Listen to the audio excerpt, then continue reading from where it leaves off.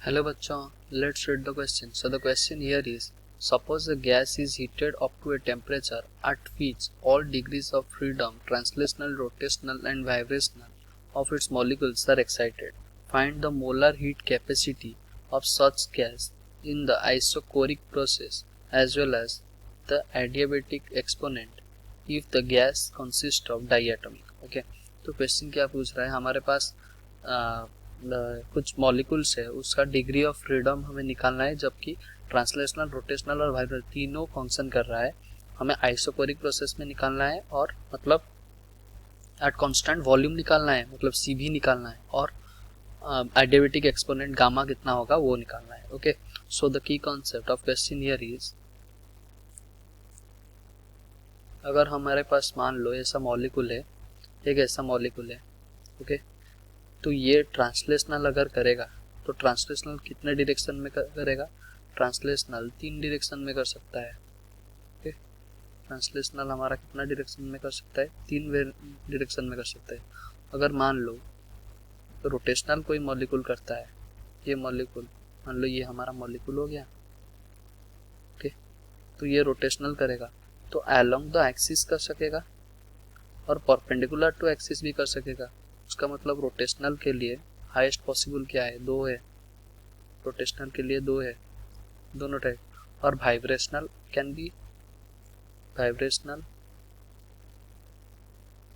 ये तो हमारा किसी भी टाइप का कर सकता है. ओके, तो हम क्या लेंगे, हमारे पास एनर्जी हमें क्या पता है, energy equals to N into CV at constant volume into del T. Okay, NCV into del T हम लिखते हैं. तो क्वेश्चन के तरफ आ जाते हैं. तो हम हमारा क्या बोला गया है, मान लो ट्रांसलेशनल एनर्जी हम अगर बोलेंगे ट्रांसलेशनल एनर्जी, इसको हम कैसे लिखते हैं, इक्वल्स टू क्या लिखेंगे, 3 into R/2 into 3 into R/2 into del T. Okay, मान लो N हमारा 1 है, नंबर ऑफ मोल्स हम कंडीशन ले रहे हैं 1. ओके, और रोटेशनल कितना लिखेंगे, रोटेशनल एनर्जी इसका हम कितना लिखेंगे, 2 इंटू RT अपॉन 2. और वाइब्रेशनल के लिए अगर लिखेंगे हम लिखेंगे 1 इंटू RT. ओके, तो हमारा ये कंडीशन है. तो हमें क्या पूछा गया है, तीनों को ऐड करना है, मतलब तीनों फंक्शन कर रहा है, उसका मतलब तीनों का ऐड करना है. टोटल एनर्जी क्या है, एनर्जी टोटल एनर्जी हमारा कितना बन गया, 3RT upon 3RT/2 del T, 2RT upon 2 और 1RT, उसका मतलब ये कितना बन गया 7R, सॉरी ये डेल T है, 7R डेल T अपॉन 2. ओके, हमारा टोटल कितना बन गया 7R डेल T अपॉन 2.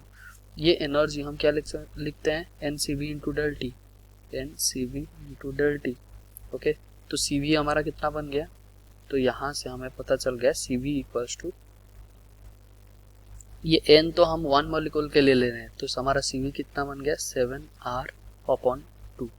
ओके, तो यहाँ से अगर हम CP कैलकुलेट करें, CP equals to CP minus CV equals to R, इसका मतलब हम निकाल लेंगे, तो CV plus R equals to CP, उसका मतलब 7R/2 प्लस R, उसका मतलब हमारा CP कितना आ गया 9R अपॉन 2.